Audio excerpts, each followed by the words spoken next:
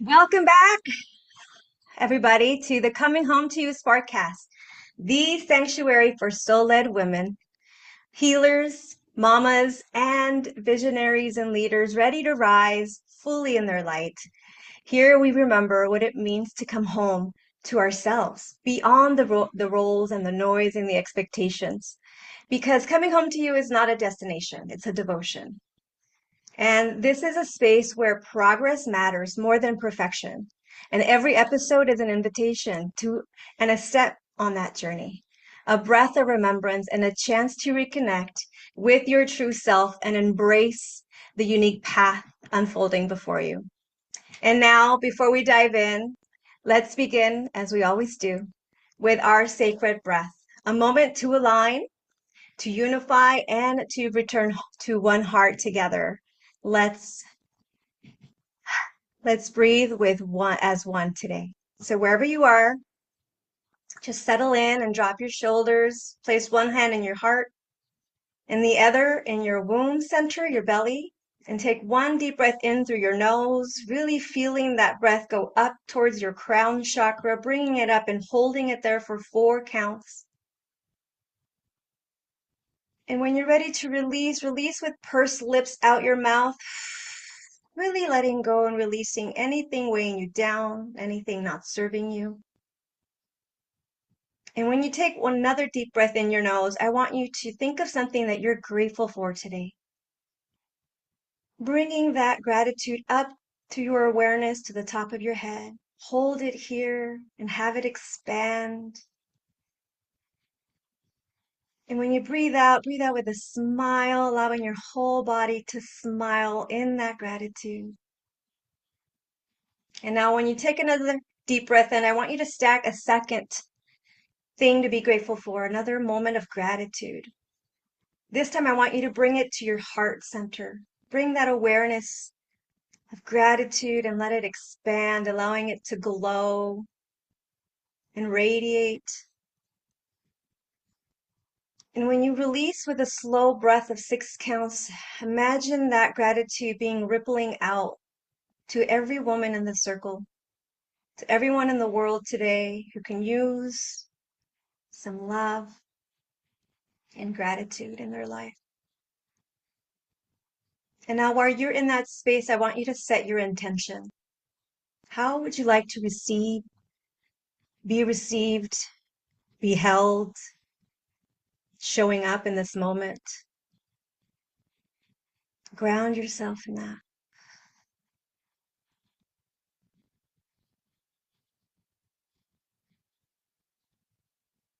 And now with one breath and one heart, we may begin. Welcome again. On this episode of the Coming Home to You Sparkcast, we step into the world where color, culture, and compassion merge into one living masterpiece. I'm honored to welcome my guest today, Ebtehal Badawi. She is an expressionist artist, a culture explorer, and the visionary behind the Pittsburgh Build Bridges project, a movement that uses art to unite communities, heal wounds, and inspire love and acceptance. Her work is just not about creating beauty on the canvas. It's really about igniting conversations and bridging divides and reminding us that art is one of the most powerful tools we have for transformation. And boy, do I know that firsthand. This conversation will awaken your own creative spark and inspire you to see your voice as a work of art in motion.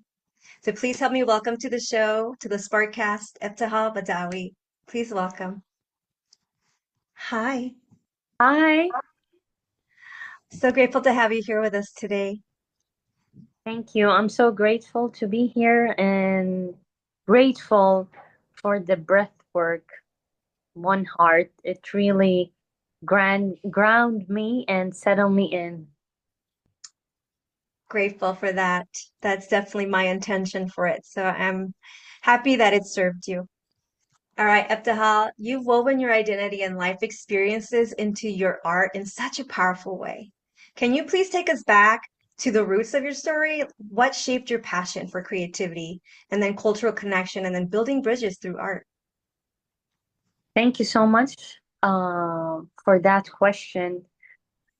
My journey with art start really young age. I feel that I was fortunate to know what I want, and that was in fifth grade. I took art workshop class that sparked the love of art in my heart. Even I wrote a note to myself, when I grow up, I'm gonna go to art school. I had that in my heart for that long, and I grew up. I want to go to art school. Everyone around me, my family, told me art is a hobby, uh, and I didn't listen to my intuition. I didn't listen. They didn't say no, but they didn't say yes. And I was lacking that self love to stand for what I believe, for my gut. And I went to science, and I felt lost, completely lost. I love science. Don't get me wrong; everything is about science, and it's not my passion. It's that place wasn't where I belong. And I think 15 or 14 years ago, I got different life challenge. I start a self-loving journey. I call it a hippie quest to find myself. And I start trying different modality of healing, Reiki, prana, theta, yoga, anything you cross your mind, I try it. And I I came back to my heart, and I learned to self-love and to listen to my gut. And that's how I came back to art again. And I start creating different artwork and really stepping into that space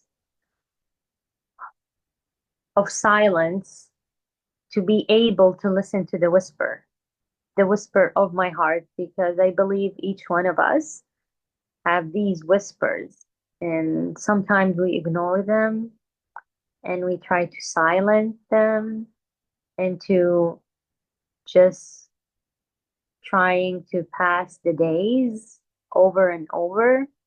And we when we do that, when I do that, I kill myself slowly. And so by listening to your heart, to my heart, we be reborn again. Be reborn to the person that we supposed to be. And all of these experience that we've been through, the hard experience, the heartbreak, the the loss, it all shape us who we are now. So there's no regrets for all what happened in the past. It's like it shaped me, and I know it shaped every one of us. Still, it's like it's you get to go to the process of healing. And I believe like each one of us in this life, we go through healing our heart, through healing our heart, through healing my heart, we heal each other, because you can't be in that space to give someone else if you're not that space for your own self. So we get to heal each other. And that's how my journey began with art again. I learned about art therapy, and took different classes in psychology and in art. And during that time, when I opened that that door that I lost, I open it with that key. The key is self-love. So when I open that door, new doors start to appear. I don't know how, but it just started to appear. I read this book called Being You, Changing the World, and one of the mantra is what else is possible. So I start asking, what else is possible? What else is possible? And new doors start appearing. Sometimes it's very, you have a very challenge day, just like an upside down day. And you just try to to breathe in and try to step out, zoom out, try to ask.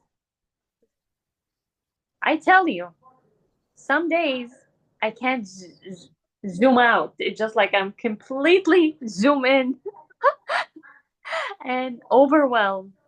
And I honor that feeling. I try to go through it.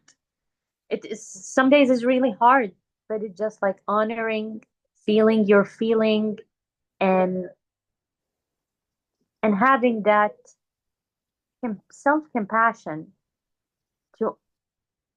to allow yourself to feel all these feelings, because some days is hard and some days you don't have time to feel the feeling, but these feelings are gift to you to learn what's really going on inside of you.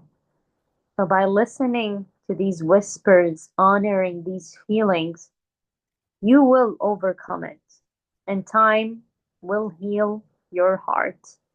And that's how my journey started again to art. And because I opened that door, new doors start coming. And one of these doors is my son. One day he came of one of the hockey practices, intense. He shared with us that he got some racism comments. As a mother, it hurts that he been through that. And I also thought of the other kids, what they've been through. And they eventually apologized. The same year, I saw a Syrian refugee was beaten up in one of the high schools here in Pittsburgh. So I don't know the girl, but I felt like, how can someone do that to someone else and don't call for help? And then I thought, how can I use my art to bring people together, to heal everyone? With that intention, I sketch. I sketch really from my heart. And I created this initiative of building bridges 6 years ago. And it was a tiny sketch. Um, and that's What a big how, dream. what? Tiny sketch with a big dream and vision.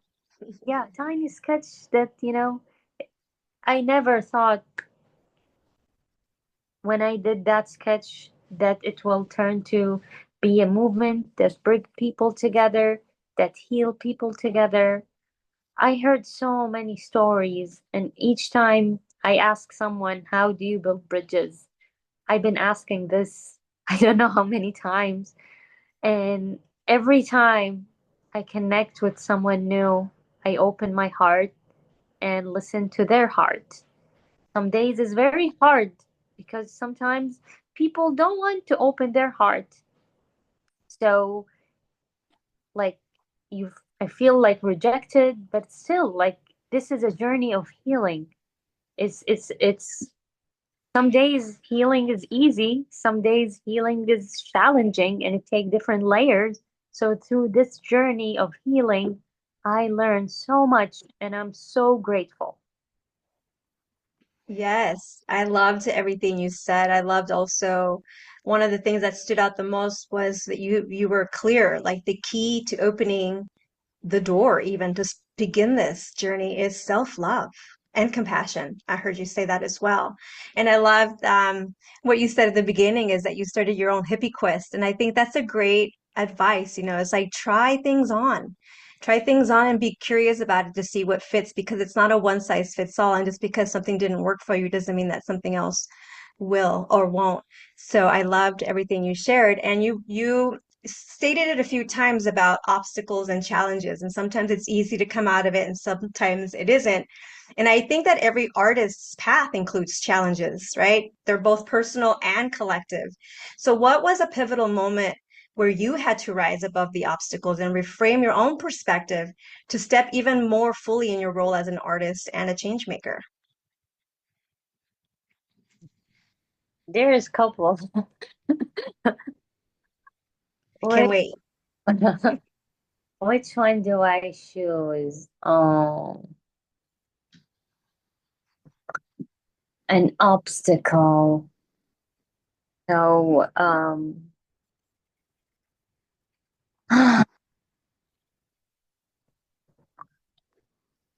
let me tell you this story. Okay.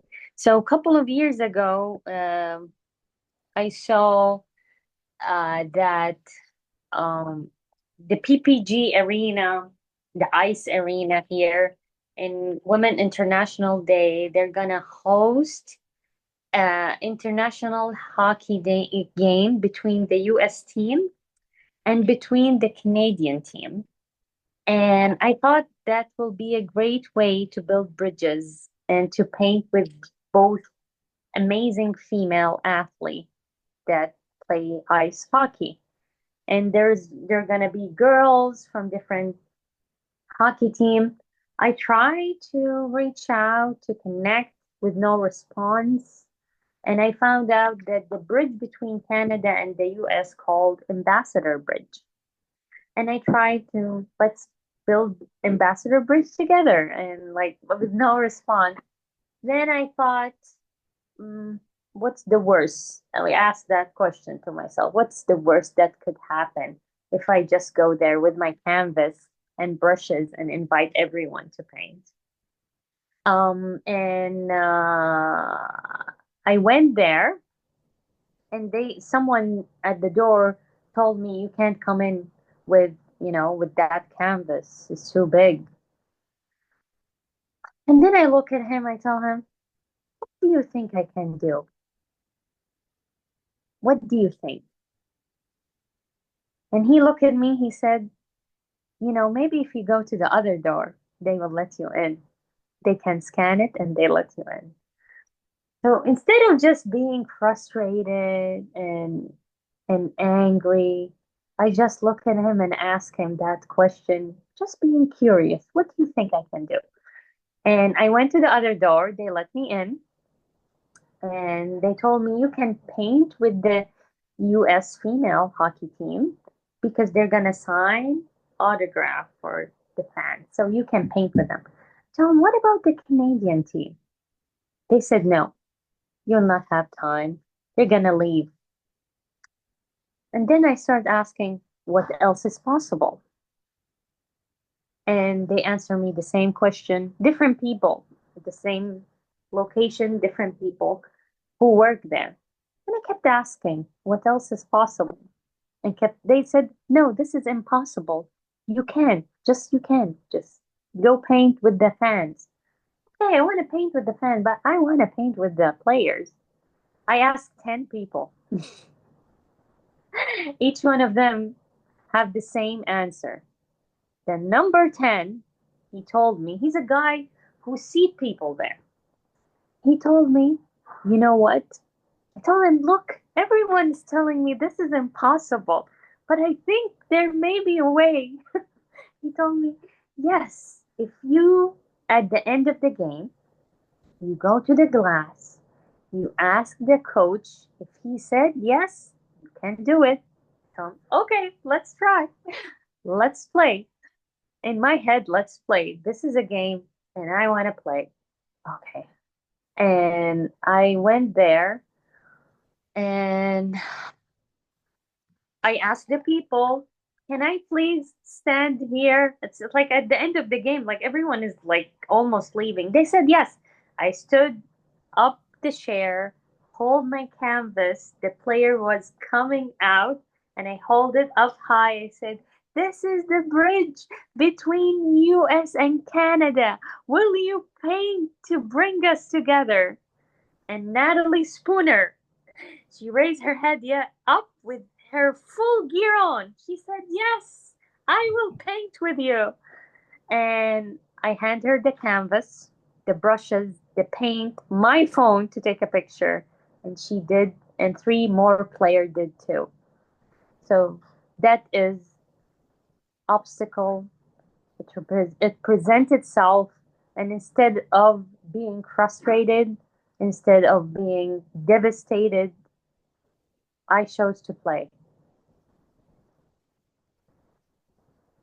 That's amazing. Wow. That's such an inspirational story of, and I loved how you were really creative and playful with yourself, because that's really your only other alternative than to stay frustrated because there's no space for creativity in that energy. And so I just love how you really took yourself on and sparked this beautiful movement in that moment. So, so amazing. So amazing when you really take yourself on and ask yourself those questions. What is possible? I know there's a way. What's the worst that could happen? And those are great questions to ground yourself in the moment because I think overwhelm can quickly kick in and we think of the worst case scenario. I think that's how our brain works. And so I think it was so great that you really invited us to just kind of be more playful and really get grounded on what is the worst that could happen if I choose to show up bold and brave in this moment and vulnerable. I think vulnerability is such a powerful tool when you show up honestly and with integrity. But you, a lot of the times, it's those sacred tools that keep us going. It's knowing that you have a tool belt that you can resort to in those moments to come. And you gave us a few of them. But how can art be a deep, and I know that art can be really deeply healing practice. I've used it many times myself, expressing myself, and I know you also see it as a form of a spiritual and emotional connection. What are other sacred tools that help you stay grounded? Um, Whether it's, ritualistic, spiritual, or grounding, what inspires you to stay resilient in your mission? Um, like there's different tools. Like I pray, and also like I go in nature. Walk barefoot in nature to release these negative emotions that sometimes I have, and able to to be. Sometimes I do that, but it get to have the time to just let it out, honor it, because even though like I did the tool, sometimes it worked. It just like I can shift, I can snap out of it, and sometimes it takes really deeper level of healing to really, oh, what's going on here? Why am I feeling these feeling? What's going on? And trying to figure it out. But these like are tools like I do, like praying, meditation, and what's that? Like there is not. It's not yoga. It's Qigong, Tai qigong. Chi, Qigong. Qigong. I just Yeah. did Qigong this morning. I love it. Yeah, qigong really help and ground me, and so I like that. And just walking in nature, really walking in nature, and just trying to lose your mind. You know, when you keep staring at the cloud or the tree, and and just like take this inside of you, and try to release everything in your heart, and everything will be okay, and this moment will pass as where before it pass. As the pain pass, this pain will pass away too. Hmm. Yes, definitely nature is very great for grounding ourselves, and she is always open to receiving and transmuting all that negativity.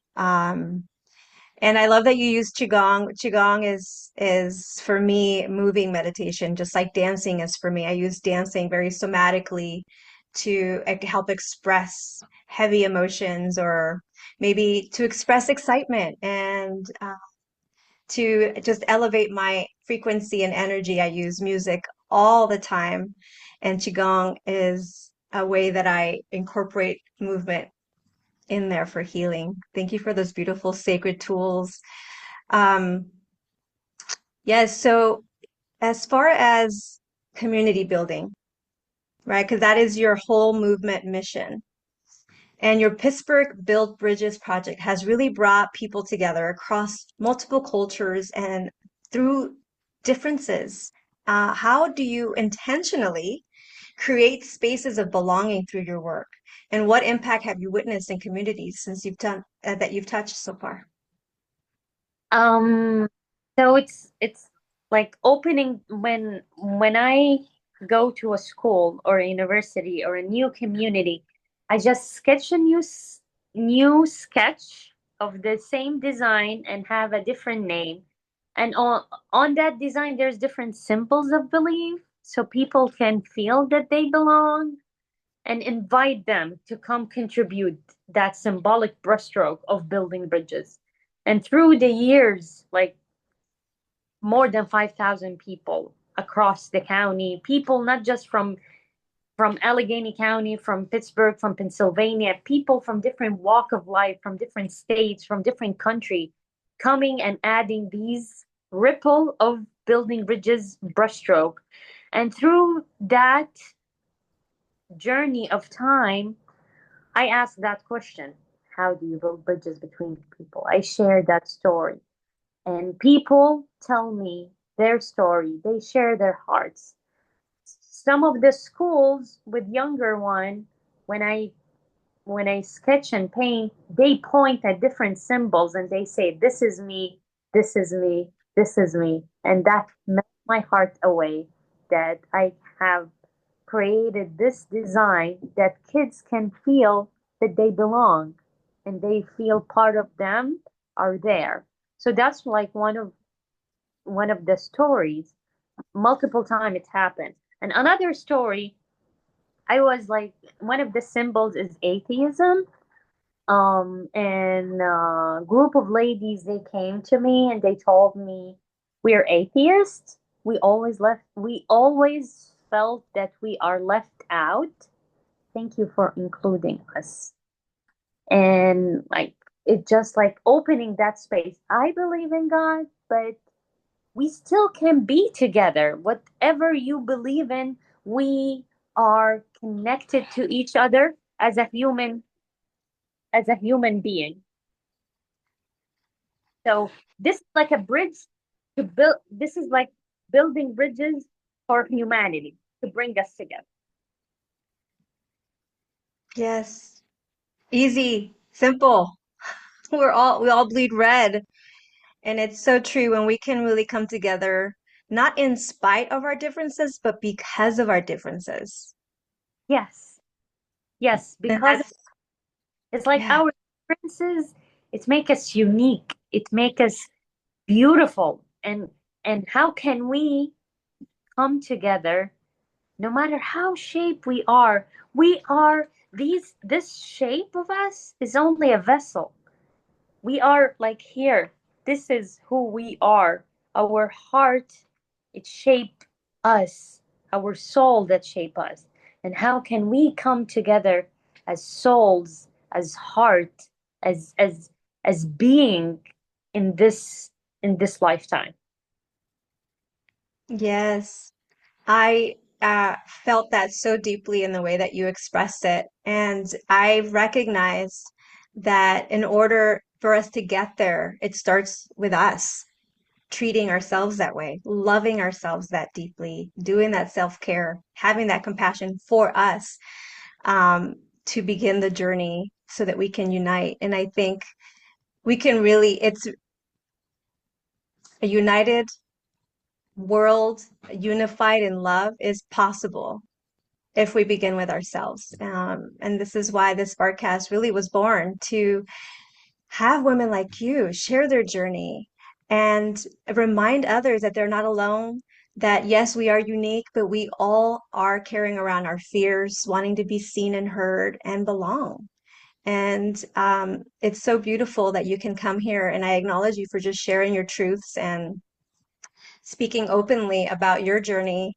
And it took you coming back home to yourself, is what I heard, remembering and listening to your intuition. And because of that, it sparked this desire to really show up powerfully because you saw the power that it had for you. And so you wanted to bridge that in the world. Yeah. Yeah, it's so beautiful. Well, for um, all of our listeners out there who really got inspired by the work that you do, and maybe they want to experience your work, how can they connect with you and get involved in any of your upcoming projects? So we're having a big event this Saturday. If you are in Pittsburgh or Pennsylvania, you can join us on August 23rd on the Clemente Bridge from 9 a.m. to 1 p.m. We will have our third annual of Building Bridges Day, and you can learn more about it by going to Facebook page Building Bridges, and on my Instagram, other social, Ebtehal Badawi. So I hope I can see you and connect with you and build new bridges together.